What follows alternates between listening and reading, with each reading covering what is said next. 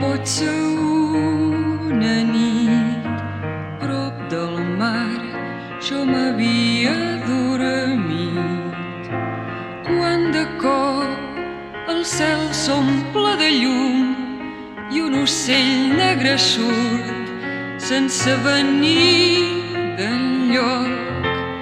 Lentament les ales bategant, lentament ell anava girant.